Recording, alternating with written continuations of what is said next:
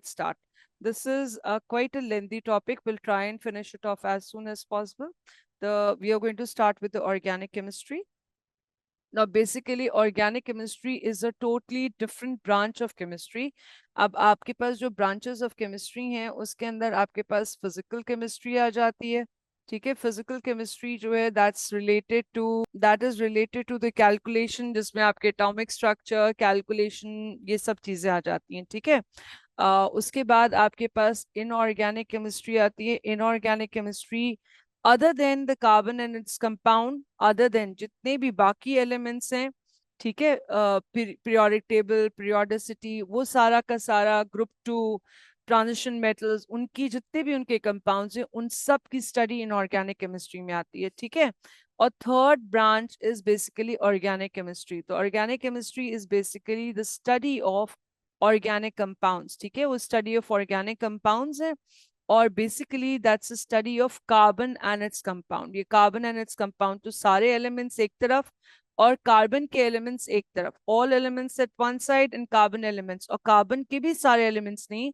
यहाँ पर जो हमारे एक्सेप्शंस होती हैं, the exceptions we have here, they are basically your carbonates. जितने भी आपके मेटल कार्बोनेट्स हैं, कार्बन डाइऑक्साइड, कार्बन मोनोऑक्साइड, ये एलिमेंट एक्सेप्शंस हैं. ये आपके ऑर्गेनिक केमिस्ट्री का पार्ट नहीं है. ठीक है. तो कार्बन जो है, carbon and it's compounds basically, ठीक है, वो आपके ऑर्गेनिक केमिस्ट्री बनाते हैं. अब कार्बन में ऐसी क्या खास बात है कि उसके इतने सारे कंपाउंड्स फॉर्म होते हैं. ठीक है. Carbon actually belong to group 4. तो इसके पास कितने होते हैं? 4 वैलेंस इलेक्ट्रॉन्स होते हैं. ठीक है. Now carbon can not have, because अब एलिमेंट्स जो होते हैं वो आयंस फॉर्म करते हैं. they forms the ions either by due to the transference of electron, या तो इलेक्ट्रॉन गेन कर रहे होते हैं तो वो आपके नॉन मेटल्स होते हैं, या इलेक्ट्रॉन लूज कर रहे होते हैं वो आपके मेटल्स होते हैं.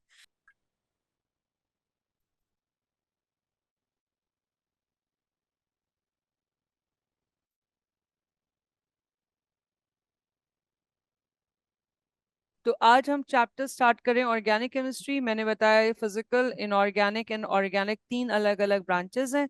Physical is all about atomic structure और बहुत सारी चीजें इसमें आ जाती हैं. ठीक है. आपके कैलकुलेशन का पार्ट जो भी है वो फिजिकल का पार्ट कहलाता है. ठीक है. इनऑर्गेनिक अदर देन कार्बन जितने भी एलिमेंट्स और उनके कंपाउंड की स्टडी है वो इनऑर्गेनिक होती है. और organic is just carbon and its compound.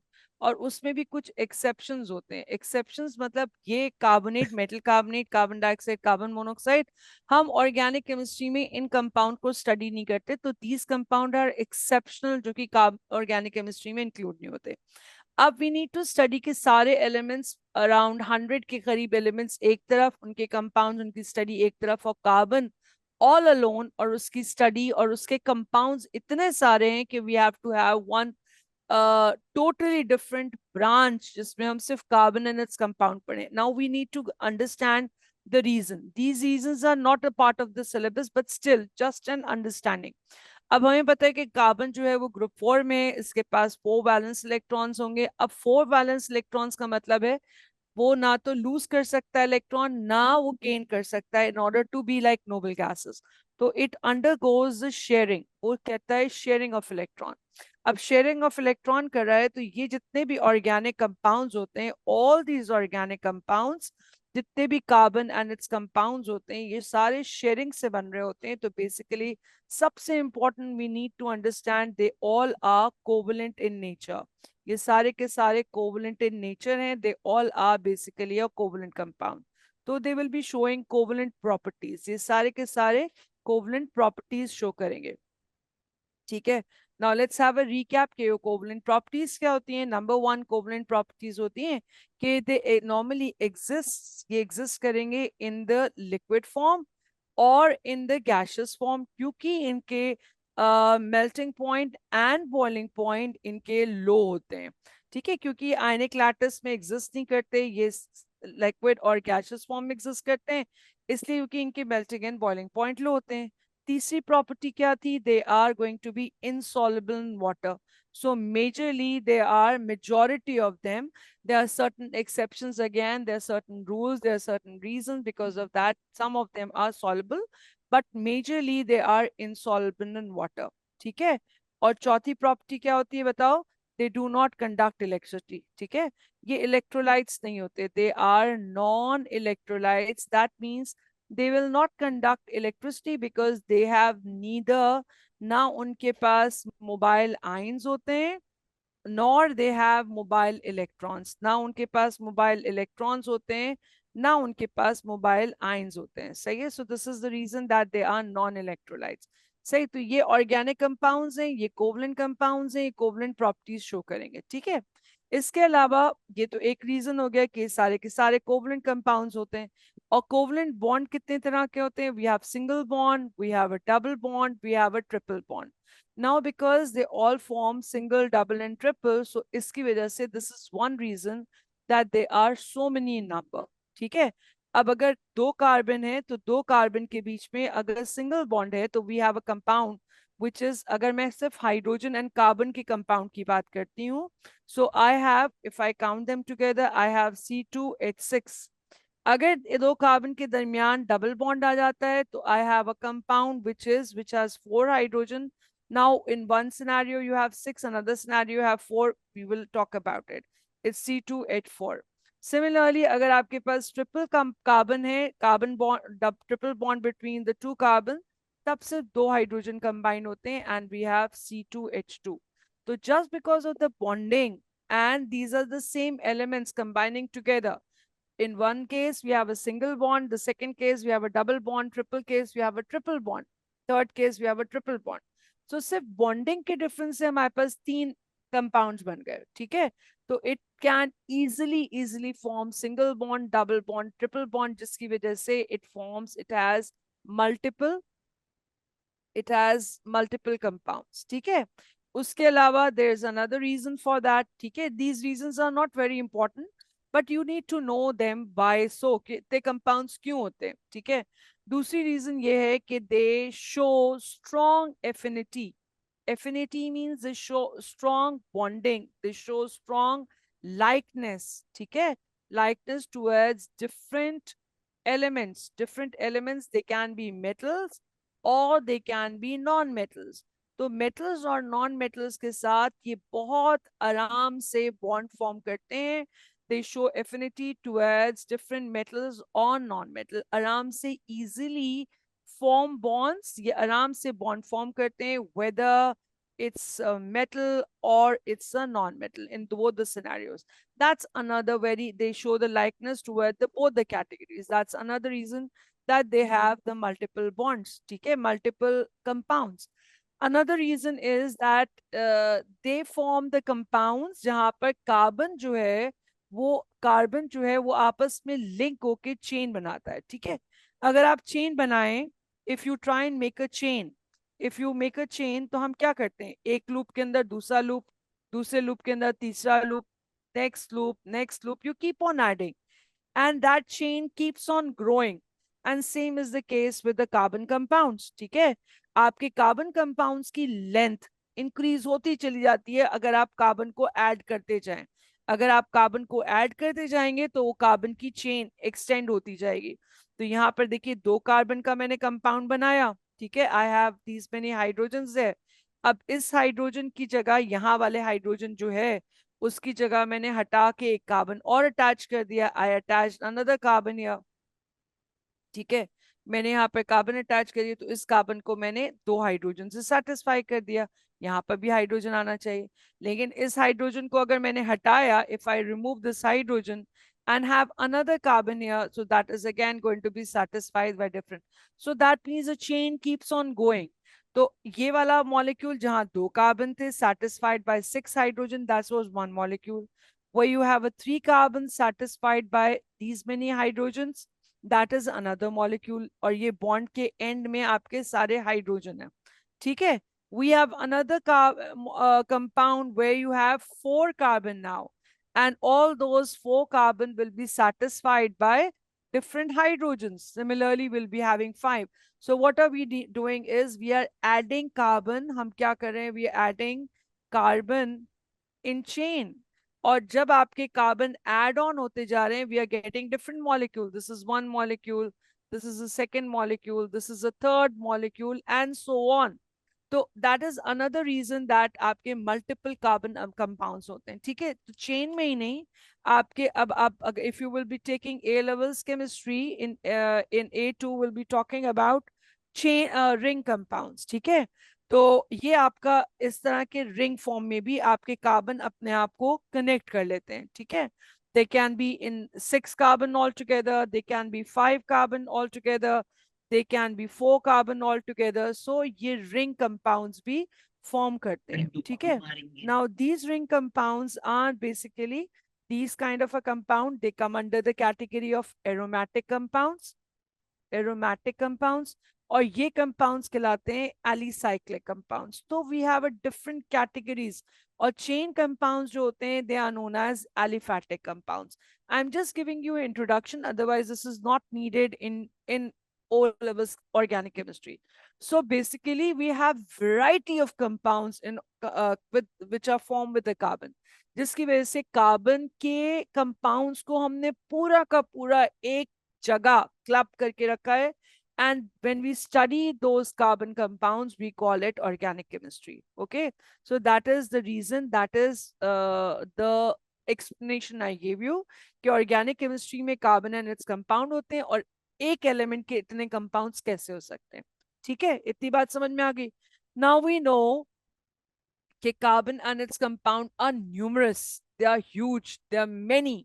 अब उनको स्टडी करना इट्स डिफिकल्ट, अगर they are thousands and thousands of thousands compound, तो how are we going to study them?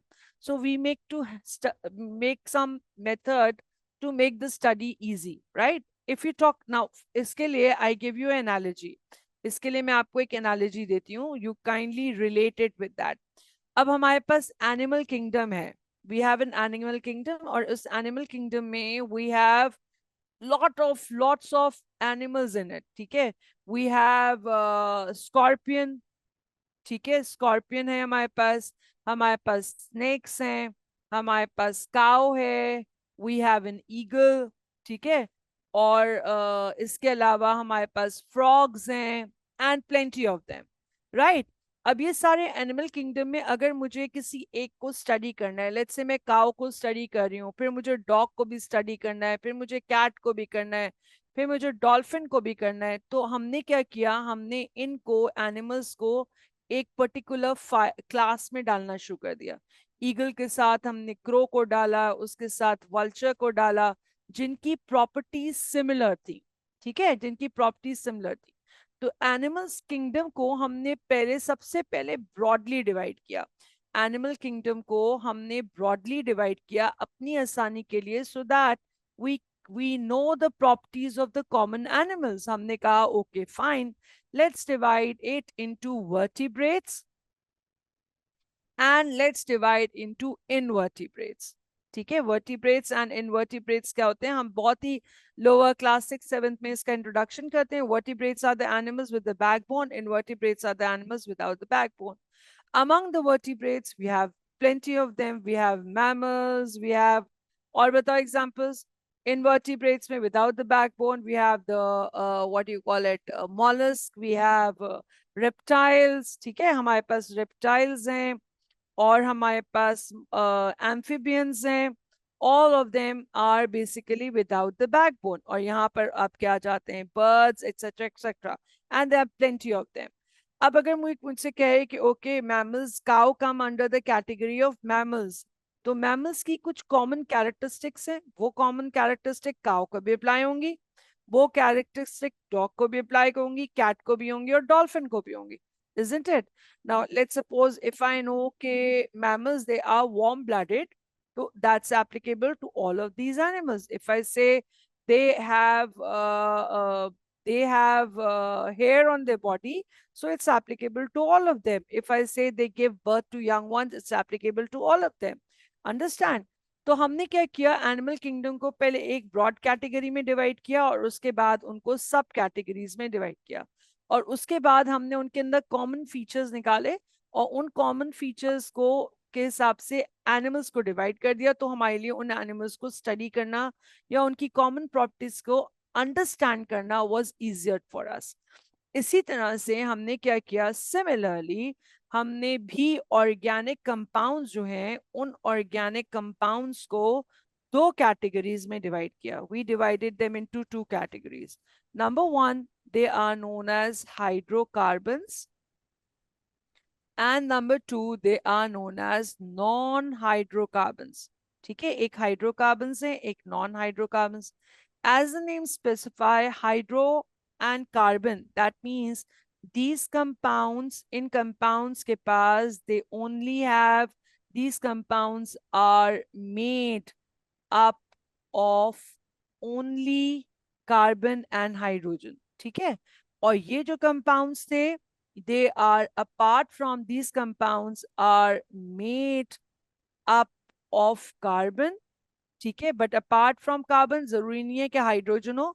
There are other elements, they can be chlorine, they can be fluorine, they can be oxygen, it can have nitrogen, sulfur, it can have a metal like sodium, hydrogen, etc etc. तो apart, इनके पास सिर्फ carbon and hydrogen ही है, और इनके पास carbon तो है ही for sure, और carbon के अलावा इट हैज डिफरेंट एलिमेंट्स. ठीक है, अब इसके बाद हमने क्या किया, उनको, ये जैसे वर्टिब्रेट्स एंड नॉन वर्टिब्रेट्स हैं, अब हमने इनको फर्दर डिवाइड किया इनटू द डिफरेंट क्लासेस. ठीक है, डिफरेंट क्लासेस में. अब हाइड्रोकार्बन की जो क्लासेस, अब मैं आपको सिर्फ ओ लेवल्स के पर्सपेक्टिव से बता रही हूँ. इनकी बहुत सारी फैमिलीज होती हैं. ठीक है, तो अब जो हमने इनको डिवाइड किया into families of organic compounds. ठीक है, और वो families they come under hydrocarbons and non hydrocarbon. तो families of organic compounds are generally known as, इनको हम कहते हैं, they are known as homologous series. Right, they are known as homologous series. ठीक है, इनको हमने होमोलोगस सीरीज का नाम दे दिया. So what are homologous series? The homologous series are family of organic compounds. अब जो फैमिली ऑफ ऑर्गेनिक कंपाउंड्स हैं जो कि हाइड्रोकार्बन में आ रही हैं, जो हमारे सिलेबस का पार्ट हैं, वो सिर्फ दो हैं. We have an alkanes, they end with anes, and we have alkenes, they end with enes. Right, इसके अलावा और भी बहुत हैं. there are plenty of them, but we will not study them in O levels, but this one and two will be studying in O levels. इसके अलावा और भी जो हैं वो हैं आपकी, let's say we have alkynes. alkynes जो हैं वो हमारी सीरीज हैं जो कि हम ओ लेवल्स में नहीं पढ़ते. इसके अलावा आपके पास बहुत सारे हैं. बेंजीन यहाँ पर आ जाता है, वो भी हम A2 में पढ़ेंगे. So there are plenty of other hydrocarbon, but we are not going to study here in O levels. So we will be talking only about the series which we will be studying in O levels. ठीक है, हम जो O levels में बात कर रहे हैं हम उन्हीं की बात करेंगे यहाँ पर. ठीक है, तो हम दो सीरीज, दो फैमिलीज, दो होमोलोगस सीरीज हम O levels में पढ़ रहे हैं. सही है. अब इसी तरह से नॉन हाइड्रोकार्बन की भी होमोलोगस सीरीज आएंगी. तो नॉन हाइड्रोकार्बन की जो होमोलोगस सीरीज हम O levels में पढ़ेंगे, नंबर वन, एक है अल्कोहल. ठीक है, दूसरा है, fourth one is your carboxylic acid, carboxylic acid. And the fifth category is an ester. Fifth category जो है आपकी एस्टर. तो these are the five families which are basically generally known as homologous series. Our focus is going to be on this. और इसके अलावा और भी बहुत सारे नॉन हाइड्रोकार्बन्स हैं, जैसे एल्डिहाइड है, जैसे कीटोन्स हैं, जैसे ईथर है, and plenty of them. Right, amides हैं, ये अमाइंस हैं. Right, all these are not part of the O levels. ये हम जाके ए लेवल्स में फर्दर स्टडी करेंगे. Is that clear? So this is what a brief understanding what we are going to study in O levels. So basically मैंने आपको अभी बताया right now in the introduction कि organic compounds come under the category of organic when we study organic compounds. So there is a proper branch which is known as organic chemistry, but there are so many compounds you cannot simply study each and every compound. तो हमने अपनी study को आसान करने के लिए उनको classify कर दिया है. तो फर्स्ट पार्ट क्लासिफाइड, जो पहला क्लासिफिकेशन है, हम उनको क्लासिफाई करते हैं as hydrocarbons and non hydrocarbons. ठीक है, फिर उसके बाद हाइड्रोकार्बन्स एंड नॉन हाइड्रोकार्बन्स को हम फैमिलीज में डिवाइड करते हैं. उन फैमिलीज को हम कहते हैं होमोलोगस सीरीज. और अगर हम हाइड्रोकार्बन की फैमिलीज की बात करते हैं, we have alkanes, they end with anes, and alkenes, they end with enes. Similarly non hydrocarbon में जो हम स्टडी करेंगे वो अल्कोहल स्टडी करेंगे, कार्बोक्सिलिक एसिड स्टडी करेंगे और एस्टर करेंगे। ठीक है।